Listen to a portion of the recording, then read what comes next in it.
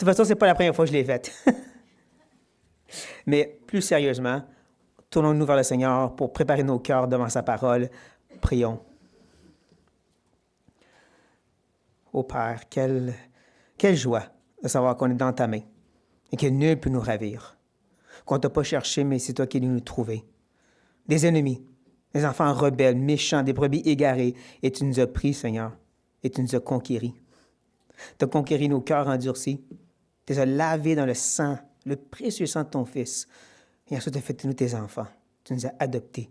Tu as décidé de nous aimer, même si on n'était pas dignes et qu'on ne continuait pas de l'être. Tu as installé un système par lequel on est justifié en Christ tout le temps. Et on ne fait rien. C'est lui qui a tout fait. Que c'est bon de savoir que tu nous prépares une place que tu vas venir nous chercher. Une place qui dépasse l'intelligence de qu'est-ce que c'est d'être dans la gloire avec Dieu. On ne peut même pas savoir, on ne peut même pas comprendre, on ne peut même pas s'imaginer. Et encore, tu as tout fait ça pour nous et on ne mérite pas et on ne t'apporte rien en retour. Quoi donner à celui qui est le Créateur, le Tout-Puissant, qui soutient tout? Ça dépasse notre intelligence, cette sorte d'amour, cette sorte de relation que tu as avec nous. Et c'est triste à quel point que ce monde le rejette, le moque et s'en fout d'un Dieu comme ça qui leur donne la vie même, le mouvement et l'être, leur donne la respiration par laquelle il te blasphème. Quel Dieu de grâce, de miséricorde et de bonté. On est devant toi pour t'adorer ce matin, pour se réjouir, non seulement du soleil qui brille dans le froid, mais en même temps de notre Dieu qui nous appartient, qui nous a sauvés. Et merci de t'avoir laissé ta parole derrière. Tu t'es révélé. On n'est pas laissé à les pensées des hommes ou à essayer de deviner. Tu t'es tout donné. Et là, on vient devant toi, Seigneur, très humblement. On prend une infinie petite partie de ces grandes paroles et on prie, viens nous parler. Viens nous enseigner. Viens nous transformer par l'épée de ta parole. Laisse-nous pas indifférents devant ce que tu as dit. Sois avec le prédicateur dans toute sa faiblesse humaine pour qu'il amène ta parole. Fais-le disparaître derrière la croix, disparaître derrière la vérité de ta parole. Que tout ce que mes frères et sœurs peuvent entendre, c'est la voix de Dieu et la voix de l'homme puisse dissiper et disparaître. Parce que tout ce qu'on veut ce matin, c'est vraiment que tu nous parles.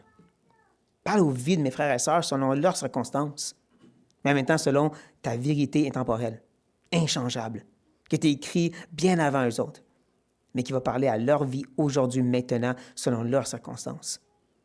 Viens nous instruire, ô Dieu. Viens peser sur nos cœurs, viens percer nos cœurs par l'épée de ta parole, on prie.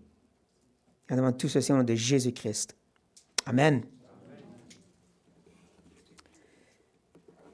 Dans notre monde chrétien, autant c'est du passé que c'est du présent, il semble y avoir certains des croyants qui recherchent des choses nouvelles, des nouvelles expériences, qui viennent des nouvelles vérités, des choses qu'on a découvertes, qui étaient cachées, qui étaient mystérieuses et qui te donnent donc de connaître des nouvelles expériences. Tout ça, c'est rien d'autre que du gnosticisme revomi, tristement. Le gnosticisme étant seulement cette idée qu'il y a des choses cachées qu'on a réussi à découvrir et par eux, tu peux rentrer dans l'intimité du divin de façon que personne ne peut avoir. Et il n'y a rien de nouveau sous le soleil. Parce que c'est le même problème qui a infecté les églises de l'Asie mineure et qui a poussé les gens à dire « je dois amener un double vaccin ». On va justement continuer à regarder ce qu'il y a à leur apporter en tournant dans l'épître de Jean. Venez avec moi dans 1 Jean, chapitre 2. 1 Jean, chapitre 2, pour continuer notre étude de ce passage. De voir comment Jean veut faire face à ce problème. Je dirais que qu'est-ce qui est devant nous, c'est un peu comme un grand foulard tricoté. Parce qu'en réalité, c'est une épître. Une épître qui se concentre sur justement l'idée de vous faire comprendre c'est quoi le salut. Et il va tricoter comme on fait, par-dessus et par-dessous, comme elle fait ma sœur là-bas. Un maillon par-dessus, un maillon par-dessous. Ou comme j'ai dit, un double vaccin. En d'autres mots, il va premièrement se concentrer sur l'importance de revenir à ces vérités qui ont été livrées une fois pour tout, comme je dirais. De les enraciner dans ce que Dieu a déjà donné, et ce depuis longtemps. Et quand tu es enraciné à quelque chose, tu finis par porter du fruit. Ça l'amène à l'autre côté, l'autre vaccin, si vous voulez, qui est la vie transformée, la sanctification, une vie qui ressemble à ce que Dieu commande. C'est ça les deux maillons qui n'arrête pas de retisser encore et encore. On l'a vu à travers le texte et on va le voir cette fois-ci aussi dans notre texte, versets 7 à 11. On va le voir présenter la vérité de ce commandement, puis ensuite comment le vivre, l'appliquer. Mais nous, on veut le regarder dans son contexte. Donc, on veut relire à partir du début du chapitre 2, verset 1. Donc, je vais lire de chapitre 2, verset 1 jusqu'au verset 11 pour notre texte de ce matin.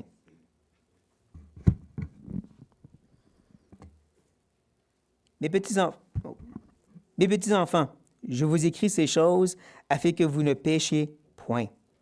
Et si quelqu'un a péché, nous avons un avocat auprès du Père, Jésus-Christ, le juste.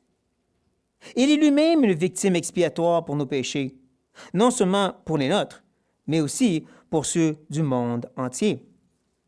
Si nous gardons ces commandements, par là, nous savons que nous l'avons connu. Celui qui dit « Je l'ai connu » et qui ne garde pas ses commandements est un menteur. La vérité n'est point en lui. Mais celui qui garde sa parole, l'amour de Dieu est véritablement parfait en lui. Par là, nous savons que nous sommes de lui. Celui qui dit qu'il demeure en lui doit marcher aussi comme il a marché lui-même. Bien-aimés, ce n'est pas un commandement nouveau que je vous écris, mais un commandement ancien que vous avez eu dès le commencement. Ce commandement ancien, c'est la parole que vous avez entendue. Toutefois, c'est un commandement nouveau que je vous écris, ce qui est vrai en lui et en vous, car les ténèbres se dissipent et la lumière véritable paraît déjà. Celui qui dit qu'il est dans la lumière et qui est son frère est encore dans les ténèbres. Celui qui aime son frère demeure dans la lumière et aucune occasion de chute n'est en lui. Mais celui qui est son frère est dans les ténèbres. Il marche dans les ténèbres et il ne sait où il va parce que les ténèbres ont aveuglé ses yeux. Donc, on a vu qu'au début, il revient à cette idée d'aimer Dieu, ça égale à obéir ses commandements. Puis il nous montre un peu une façon à quoi ça ressemble. Et là, il arrive dans cette nouvelle section que nous sommes maintenant. Et dans cette section, c'est un peu particulier parce qu'il nous parle d'un commandement, mais techniquement, il ne nous dit jamais c'est quoi. Tu regardes versets 7 et 8, il mentionne ce commandement, mais il ne l'explique pas. Il arrive dans les versets 7 à 9, il parle de l'amour, et là, on fait le lien, on dit, bien, ça doit être l'amour qu'il veut dire, mais c'est jamais clairement défini. Il nous laisse un peu dans l'idée de supposer, de spéculer. Ce commandement doit être l'amour, mais il ne le dit pas directement. En plus, on dirait qu'il est un peu bipolaire. Parce qu'il commence en disant « le commandement n'est pas nouveau ». Puis ensuite, il dit quoi? « Le commandement, il est nouveau ». Attends, ça ne marche pas, ça, Jean. Logiquement, tu ne peux pas être vieux et nouveau en même temps. Donc, il y a quelque chose qui ne marche pas. Ça nous amène à se questionner. Qu'est-ce que Jean est en train de dire ici? C'est quoi son but? Qu'est-ce qu'il essaie de nous enseigner? Vous savez, c'est bon de poser des questions à la Bible pour bien la comprendre. Pourquoi le livre de Juges est écrit de cette façon? Il ne nous parle pas de tous les juges, puis c'est même pas chronologique. Pourquoi est-ce que Samuel et roi nous parlent de l'histoire d'Israël sous les rois, puis ensuite Chronique fait la même chose? Et encore là, il se concentre sur certains détails et pas d'autres. C'est des questions à se poser qui nous aident à comprendre qu'est-ce que Dieu veut nous partager. On va faire ça ici, avec le texte qui est devant nous. Et surtout, tout commence avec la simple parole « bien-aimé ». Un terme d'affection. Un terme que Jean va réutiliser et que Paul aime beaucoup utiliser aussi. Un terme qui fait référence à l'amour que Dieu a pour nous. On est bien-aimé de la part de Dieu. Qui porte les écrivains, Paul, Jean, à dire « Moi aussi, donc, je vous aime bien en retour. Vous êtes bien-aimés de Dieu et bien-aimés de nous. » C'est un beau terme d'affection, comme je dis, mais qui, en même temps, est utilisé par Jean pour réaligner les personnes. Alors, comme je disais, oui, c'est un grand foulard, mais il y a plusieurs sections dans le foulard. Ou est-ce que tantôt, il parlait de l'amour pour Dieu? Là, maintenant, il dit, je vais aller dans notre direction. Il fait ça aussi en disant, bien-aimé, venez ici, je vais vous montrer autre chose. Je vais vous parler toujours sur le sujet du salut, mais sur une autre optique. C'est là qu'il va justement dire cette fameuse phrase. Ce n'est pas un commandement nouveau que je vous écris. Qu'est-ce qu'il est en train de dire? Pourquoi mentionner le fait que le commandement qu'il veut leur donner n'est pas nouveau? je vous laisse réfléchir à ça. Je prends une gorgée d'eau.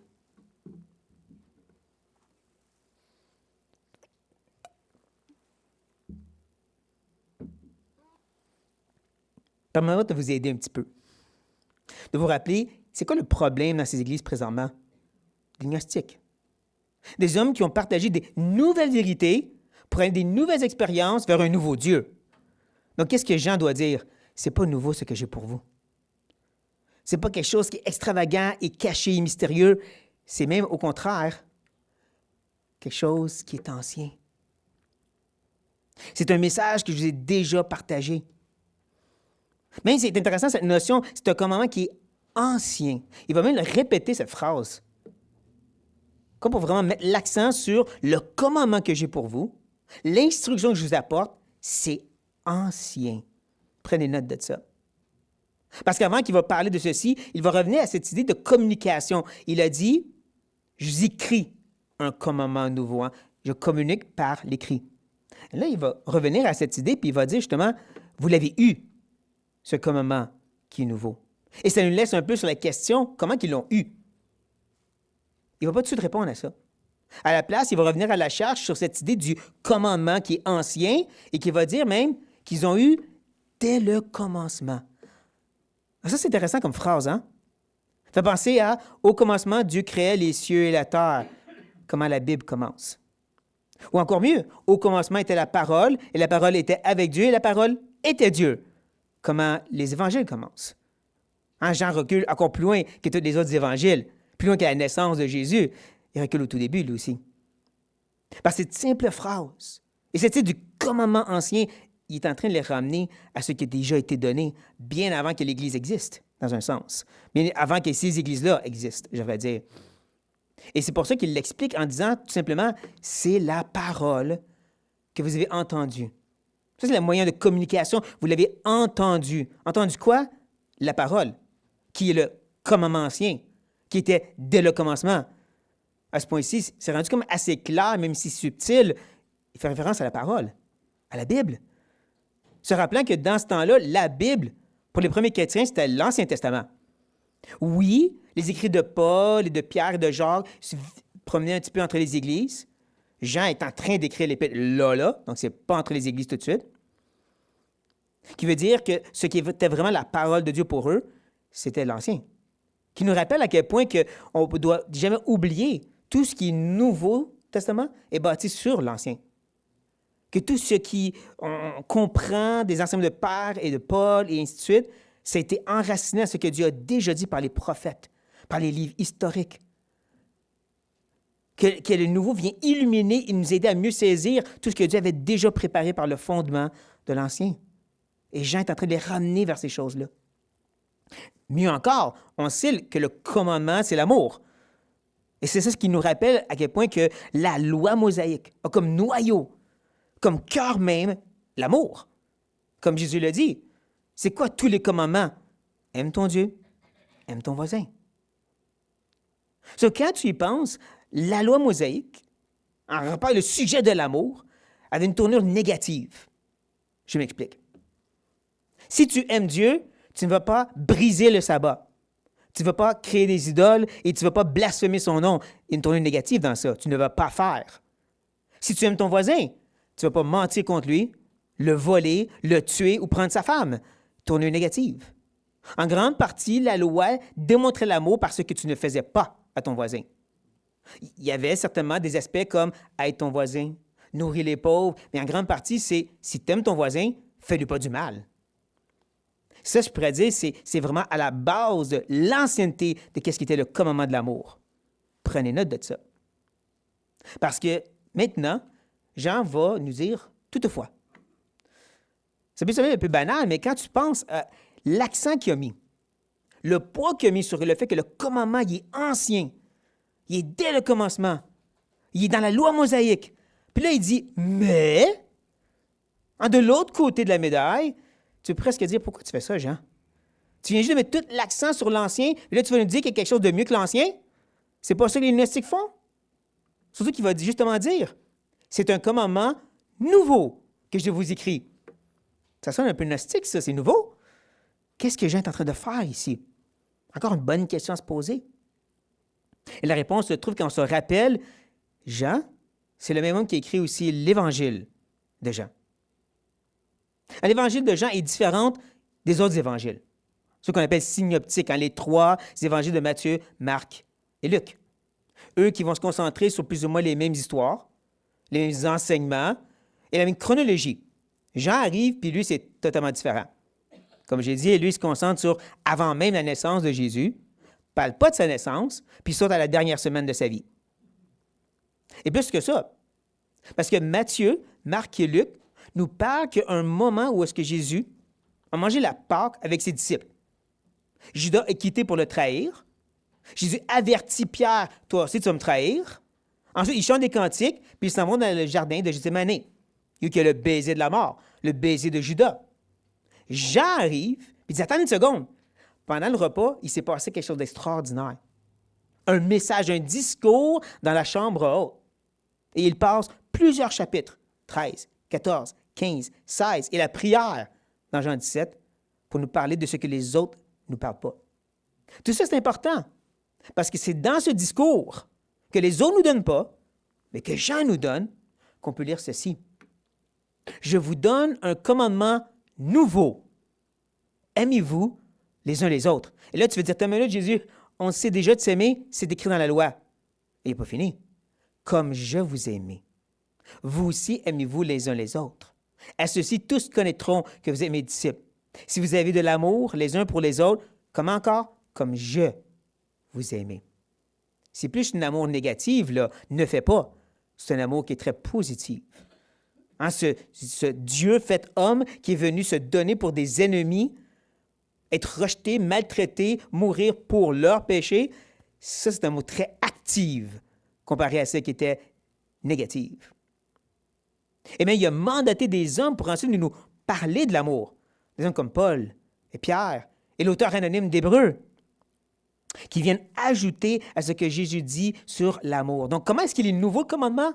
Pas nouveau dans le sens complètement différent, jamais vu avant, dans le sens ajouté, élaboré. Si l'amour de l'Ancien Testament, c'est le squelette de l'amour, celle du Nouveau, ce que Jésus est venu montrer et que les apôtres sont venus expliquer, c'est la viande qui fait le corps, qui est vraiment l'amour. Et ça, on le voit justement. Pensez à 1 Corinthiens 13. N'oubliez pas le contexte. Ce n'est pas deux personnes qui s'aiment. Ce n'est pas un mariage, 1 Corinthiens 13. Je sais que c'est beau de lire dans un mariage, mais ce n'est pas pour un couple. C'est pour une congrégation. Une église qui est grandement en chicane les uns vers les autres parce qu'il y a de l'orgueil. Moi, je suis Pierre et lui, il est meilleur que Paul. Moi, j'ai des dons miraculeux, puis vous autres, non. Moi, je suis riche, vous autres, vous êtes pauvres. Et c'est là que Paul arrive, avec 1 Corinthiens 13, puis il vient percer au cœur de tout, puis il dit non, c'est l'amour qui est plus important que les dons, que qui t'écoute ou quoi que ce soit. C'est l'amour. Et il dit justement, la charité est patiente. Elle est pleine de bonté. La charité n'est point envieuse. La charité ne se vante point. Elle ne s'enfle point d'orgueil. Elle ne fait rien de malhonnête. Elle ne cherche point son intérêt. Elle ne s'irrite point. Elle ne soupçonne point le mal. Elle ne se réjouit point de l'injustice. Mais elle se réjouit de la vérité. Elle excuse tout. Elle croit tout. Elle espère tout. Elle supporte tout.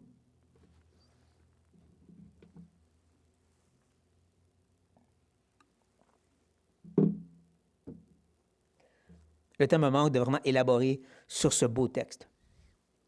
Mais moi, je vais vous encourager à essayer à chaque matin de lire ce texte avant d'aller vivre votre vie, avant d'aller au travail où il y a toutes sortes de difficultés, ou d'interagir avec les voisins difficiles, ou dans votre famille, vos couples, vos amitiés.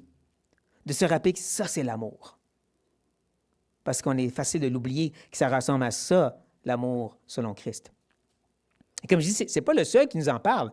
Pierre va dire ceci. Avant tout, j'arrête ici un instant parce qu'il faut se rappeler, Pierre il a passé 3 chapitres à dire à des chrétiens persécutés de persévérer dans la persécution. Des gens qui étaient maltraités par des gens qui étaient méchants envers eux, puis il dit, prenez le coup et continuez à faire le bien. Après avoir parlé de ceci pendant 3 chapitres, il leur dit qu'avant tout, par-dessus tout, le plus important, ayez les uns pour les autres une ardente charité, une qui est en feu, qui est passionnée. C'est pas assez de dire 1 Corinthiens 13, je vais essayer de suivre les règles mieux. Non, avec passion, dédication, ardeur, d'aimer comme Paul vient nous enseigner d'aimer. Je vais lui donner un exemple en disant que c'est parce que la charité couvre une multitude de péchés. On comprend que Pierre n'est pas en train de contredire Jésus. Dans Matthieu 18, Jésus dit que si ton frère a péché, tu dois le reprendre. On ne veut pas que cette personne persiste dans son péché, c'est pas ça. Mais c'est quand même l'idée qu'après avoir confronté le mal, toi, tu couvres son péché. Tu pardonnes par le sang de Jésus comme tu as été pardonné. Tu guéris les blessures par le sang de Jésus pour pas que ça revienne plus tard. Tu couvres ces péchés-là. Comme encore 1 Corinthiens 13 qui nous rappelle que l'amour ne va pas ramener les fautes ou ne soupçonne pas le mal, comme ma traduction disait. Et là, il donne un autre exemple à ceci. D'une façon concrète, il parle d'exercer l'hospitalité les uns envers les autres sans murmure. Il faut se rappeler que l'hospitalité, ce n'est pas juste avoir quelqu'un chez toi pour manger de la fondue. L'hospitalité, c'était littéralement d'héberger des gens, des fois pendant des jours et des semaines, et des fois, c'était des étrangers.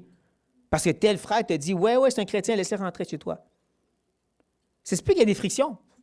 Ça se peut qu'il y ait des désagréments parce que tu ne connais pas cette personne-là, sans murmure. Avec un amour ardente, comme Paul vient nous enseigner. Justement, tantôt, je vous mentionnais l'auteur anonyme d'Hébreux. Il parle un peu de cette façon-là, et lui, il ajoute ceci. « Souvenez-vous des prisonniers, comme si vous étiez aussi prisonniers, de ceux qui sont maltraités, comme étant aussi vous-même dans un corps ou aussi comme si vous souffrez. » C'est ça l'idée. Encore, il faut se rappeler, les prisonniers, dans ce temps-là, ils n'étaient pas pourvus ou aidés par le gouvernement. Le gouvernement ne donnait pas de la nourriture aux prisonniers ou des vêtements chauds ou des télévisions. Non, dans ce temps-là, les prisonniers vivaient de la grâce des gens. Tes amis, ta famille qui vient t'amener de la nourriture ou des vêtements chauds, sinon tu vas geler et mourir. Et donc, rappelez-vous des prisonniers, ça veut dire pour eux.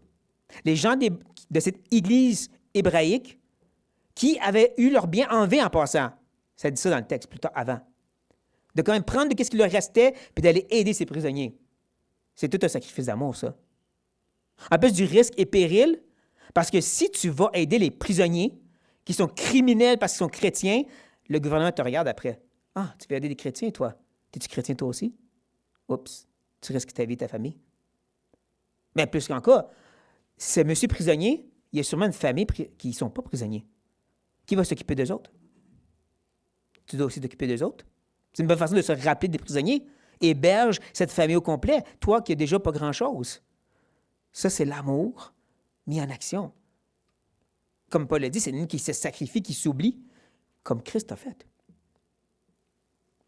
Paul, en passant, on revient encore à ce que lui il a dit. Romains 12, on connaît très bien, hein? D'offrir nos corps en vivant sacrifice. On oublie qu'après ça, il continue à expliquer à quoi ça ressemble, ce sacrifice vivant, dans Romains 12. Il va dire quelque chose comme ça. Que la charité soit sans hypocrisie. C'est pas juste de faire à semblant qu'on s'aime. En semblant qu'on se tolère puis qu'on s'entraide. Il n'y a pas de place pour cachotterie de même. Sans hypocrisie. Ayez le mal en horreur et attachez-vous fortement au bien dans le contexte de l'amour. Par amour fraternel, soyez pleins d'affection les uns pour les autres. Encore le piège de dire, je vais suivre les règles de l'amour, mais mon cœur ne soit pas 100% engagé. Non. C'est pas je t'aime, mais après ça, je reste là-bas.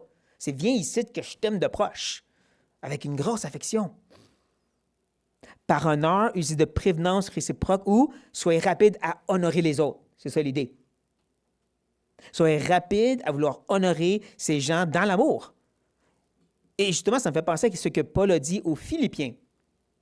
Ne faites rien par esprit de parti ou par vaine gloire, mais que l'humilité, j'ose dire même l'amour, vous fasse regarder les autres comme étant au-dessus de vous-même. Que chacun de vous, au lieu de considérer ses propres intérêts, 1 Corinthiens 13 encore, considère aussi ceux des autres. Et ce qui est bon de se rappeler ici, c'est que tout de suite après, verset 5 et le suite, il va donner l'exemple de Jésus. qui était en image de Dieu et qui était prête à ne pas tenir cette réalité-là pour venir nous sauver. Et la boucle est fermée. On revient encore à l'exemple de Christ et tous ces témoignages qu'on a vus qui nous montrent à quoi ressemble l'amour que Christ a, lui. Ça, c'est l'amour qui est nouveau, comme je dis, élaboré, new and improved, bien meilleur que ce que c'était avant. J'aime mon voisin, donc je ne fais pas du mal. Maintenant, version 2.0, j'aime mon voisin puis je fais le plus de bien possible au détriment de ma propre vie, comme Christ. Et c'est là que Jean va ajouter ce qui est vrai en lui et en vous. Qu'est-ce qui est vrai en lui? Le commandement. C'est quoi le commandement? L'amour. Oui, Dieu est amour. Donc oui, l'amour est vrai en lui, il est amour. Ça ne nous dérange pas. Ça, on le reconnaît.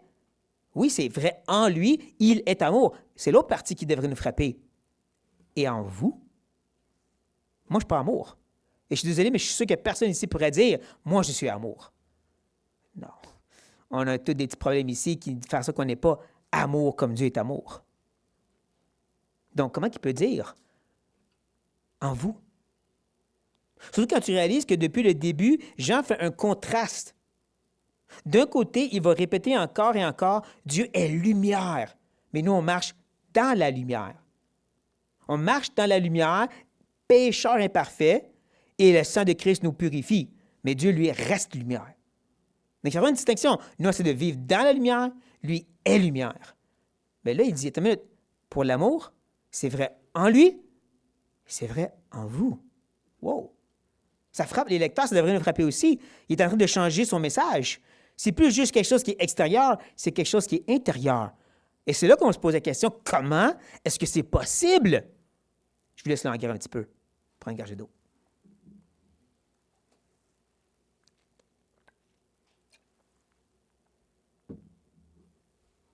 La réponse se trouve dans ce qu'il continue à dire. C'est parce que, je peux dire ceci, parce que les ténèbres se dissipent et la lumière véritable paraît déjà.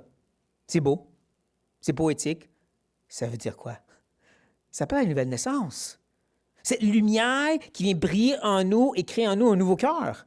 Cette lumière qui fait en sorte qu'on est des nouvelles créatures en Christ, ou que Christ vient habiter en nous. C'est déjà le cas si on est des enfants de Dieu.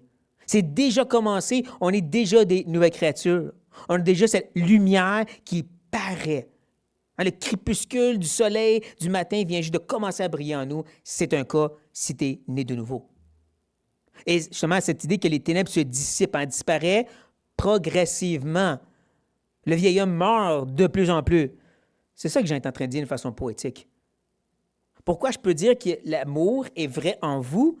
Parce qu'il y a déjà une étincelle de vie, la vie de Christ, la vie de l'Esprit en vous.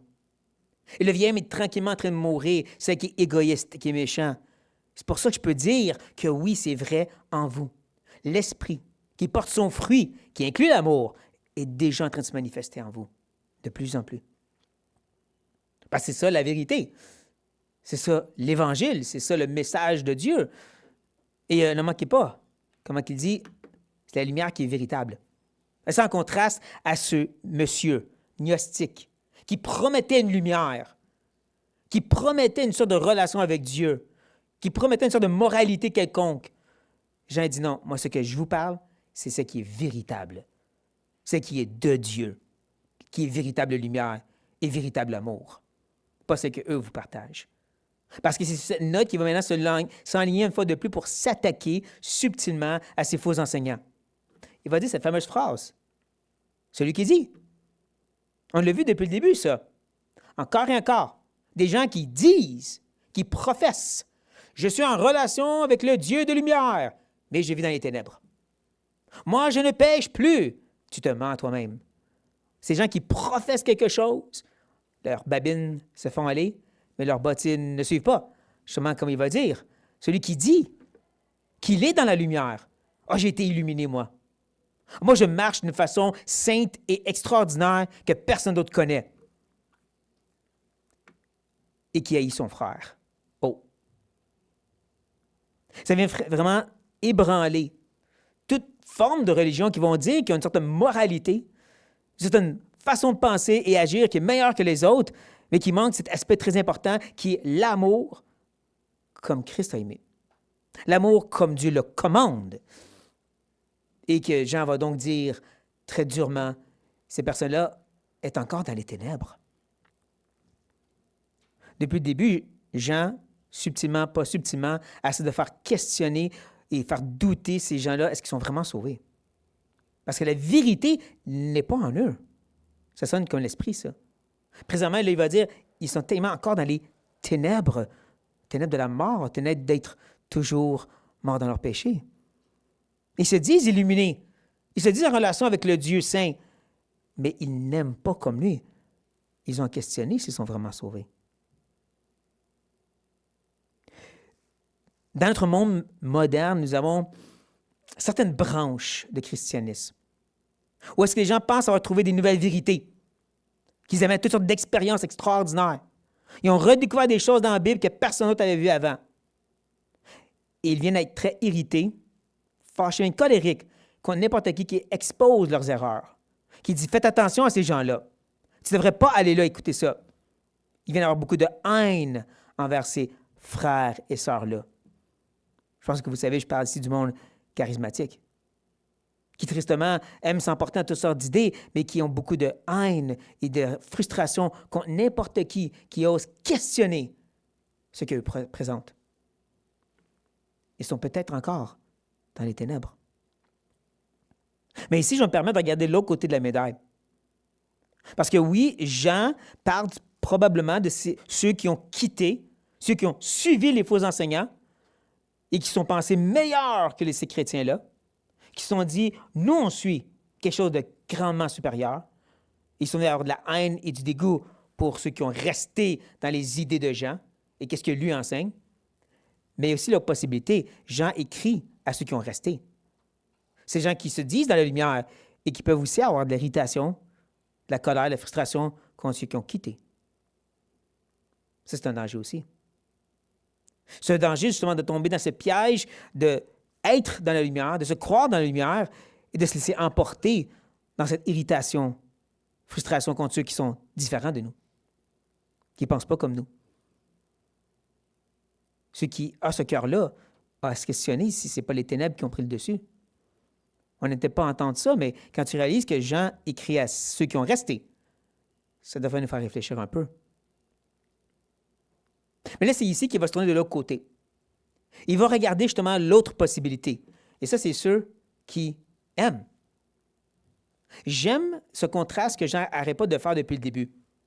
Il présente ceux qui professent des choses, puis ensuite il contraste avec ceux qui font à la place. Je ne sais pas si vous l'avez vu. Encore et encore, les gens disent être en relation avec Dieu, mais vivent tout croche. Puis ensuite, tu as ceux qui tout simplement vivent dans la lumière. Ils n'ont pas besoin de le professer, ils le vivent et ça témoigne pour eux. Ils n'ont pas besoin de dire « Moi, je suis dans la lumière, j'aime Dieu, j'aime les autres. » Leur vie témoigne qu'ils ont l'amour de Dieu dans leur cœur. C'est ça qu'il dit ici. Celui qui aime, l'action est là. Aime, comme on l'a vu. Et c'est tentant ici de revenir sur ces textes que je vous ai présentés, de les relire encore pour se rappeler l'amour-là. L'amour qui ressemble à ce que Paul et Pierre et Hébreux nous a dit. Aime comme ça son frère. Mais devine quoi? Il demeure dans la lumière. Je ne sais pas si vous réalisez comment c'est une coche de plus que juste être dans la lumière, marcher dans la lumière. Il vit. Il a installé sa maison dans la lumière. Il est encore plus solidement ancré dans la lumière par cet amour. Cet amour pour Dieu, cet amour pour sa parole et cet amour pour ses enfants. Comme je dis, il revient vraiment au noyau et à la racine de qu'est-ce que c'est de marcher dans la lumière. Il demeure, il reste. Et là, ça va être un bonus de Noël. Un spécial Boxing Day 2 pour 1. Parce qu'il y a un autre aspect à cet amour mis en pratique. Il va dire, et aucune occasion de chute n'est en lui. Wow! Ça veut dire quoi, ça? Bonne question. Il y a deux possibilités qui s'offrent à nous. Et les deux sont tout aussi valides. J'ai vraiment regardé ceux qui connaissent mieux le grec et tous disaient que les deux façons de comprendre cette expression fonctionnent selon le texte et le contexte. La première, bien sûr, c'est que ça va préserver la personne de tomber dans le péché. C'est vrai. Si tu aimes Dieu, comme on l'a vu, tu vas garder ses commandements. Et si tu aimes ton prochain, tu vas le traiter comme on l'a vu. Ça va te préserver de la médisance, de la colère, de l'irritation, de la fornication, parce que tu aimes les personnes autour de toi. Tu ne vas pas leur faire du mal et les amener en péché. L'amour parfaitement mis en pratique, l'amour comme Christ aime, comme il nous a enseigné, c'est ça qui va nous préserver de toute chute. C'est pour ça que, comme je dis, c'est vraiment le noyau.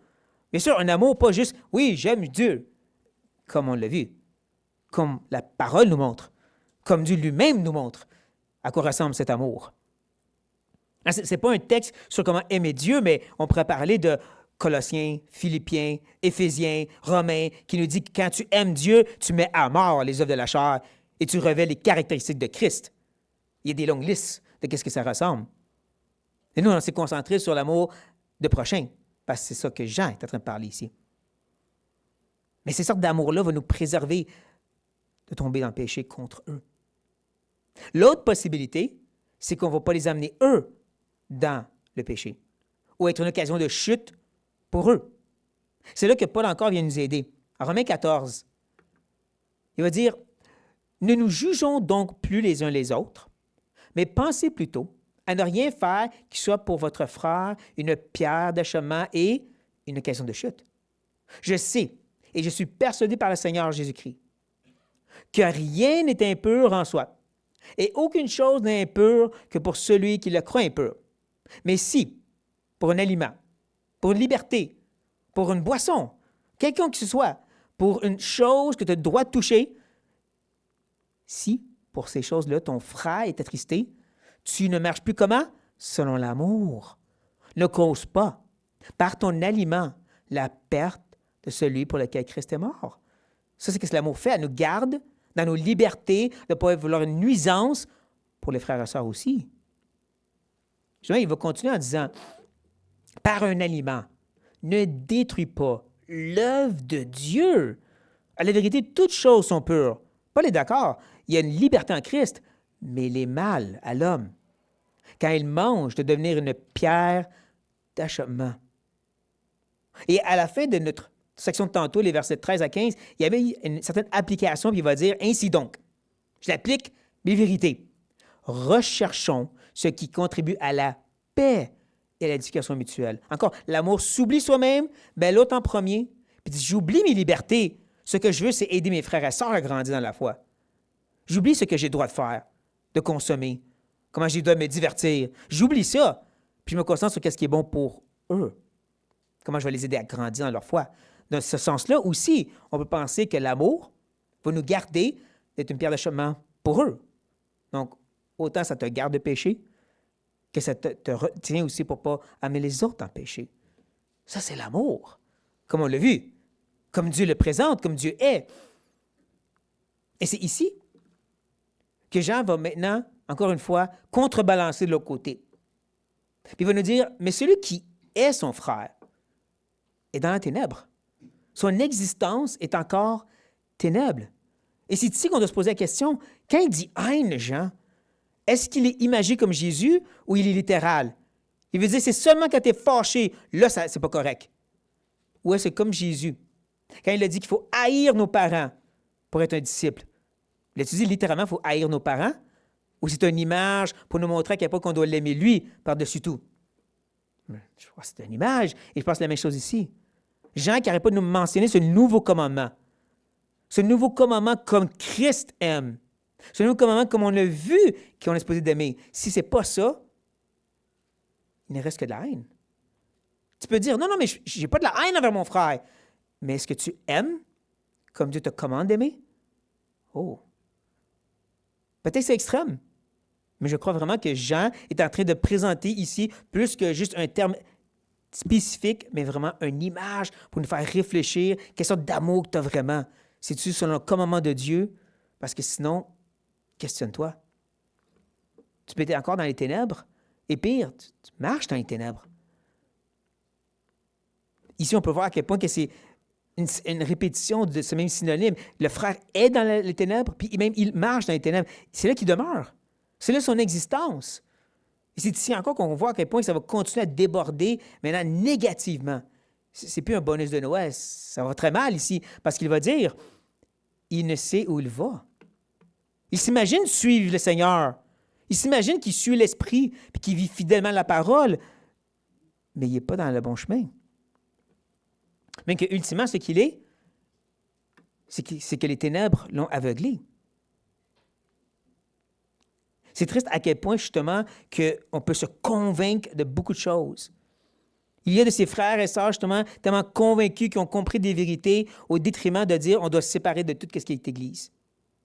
Tout ce qui est chrétien, tout ce qui est communauté. Nous, on a compris, eux sont dans l'erreur. Et ils sont techniquement dans un chemin de ténèbres. Je ne sais pas si vous avez déjà connu des gens comme ça. Moi, oui, c'est triste de les voir aller. Mais je dirais qu'il ne faut pas être trop rapide de se dissocier et de dire « Ah oui, eux autres à l'extrême là-bas. » Parce que, comme j'ai fait tantôt, j'ai osé à regarder l'autre côté en mentionnant que Jean s'adresse à ceux qui ont resté et qui vivent vraiment dans la lumière. Il dit « Faites attention à vos cœurs aussi. » Faites attention à quel point qu'on peut se convaincre que oui, oui, j'aime. Mais ce n'est pas vraiment de l'amour comme Dieu le commande. C'est pour ça, tantôt, justement, j'ai donné le devoir de dire « Revenez à la parole régulièrement. » Lisez-la, ces passages sur l'amour pour vos interactions de tous les jours. Parce qu'on est bon pour se convaincre que oui, oui, j'aime les gens. J'ai une bonne attitude envers eux. Puis ensuite, on justifie telle attitude, telle réaction, telle négativité. Je n'ai pas besoin de regarder trop loin. Mon propre cœur, c'est assez. Je sais que quand je peux être au travail et me dire non, j'ai une bonne attitude, me semble. J'y réagis bien. Jusqu'à temps que Dieu me montre sa parole et me dit non, ça, c'est l'amour ici. Ah, ouais. Ou envers mes frères et sœurs, envers ma propre épouse. Tu as réalisé à quel point Dieu dit c'est ça, aimer ta femme, comme Christ a aimé l'Église. Ah, ouais.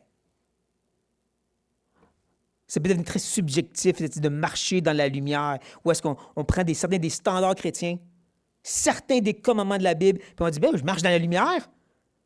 Jusqu'à temps qu'on voit la totalité de ce que Dieu a dit sur qu'est-ce qui est vraiment l'amour pour les frères et sœurs, puis qu'au diapason de cette vérité, on réalise que, ouais, non, il m'en manque beaucoup. Beaucoup de croûte à manger, comme on dit. Et c'est important, justement, de rester alerte à ces choses, parce qu'encore une fois, on a un ténèbre en nous. Le vieil homme est toujours là. Bon pour nous convaincre que, non, non, t'es correct, t'es justifié ici. Tu es correct, t'aimes? Oh, ouais, c'est correct, ça. Encore jusqu'à temps que Dieu dit, non, tu es en train de suivre un chemin de ténèbres ici. Tu es en train de marcher de façon qui est de la chair. Tu es aveuglé. Qu'on soit alerte à ces choses dans nos interactions de tous les jours, entre frères et sœurs, dans nos familles, avec nos enfants, avec nos femmes et nos époux. Encore qu'on ne soit pas trop rapide de se convaincre que oui, j'ai de l'amour, mais qu'on regarde ce que Dieu a à dire sur qu'est-ce qui est ce nouveau commandement de l'amour comme lui aimé. Et soit prêt à confesser et se rependre face à ça. Prions. Père, je vais être honnête pour dire, j'aime pas ce que la parole vient de dire présentement.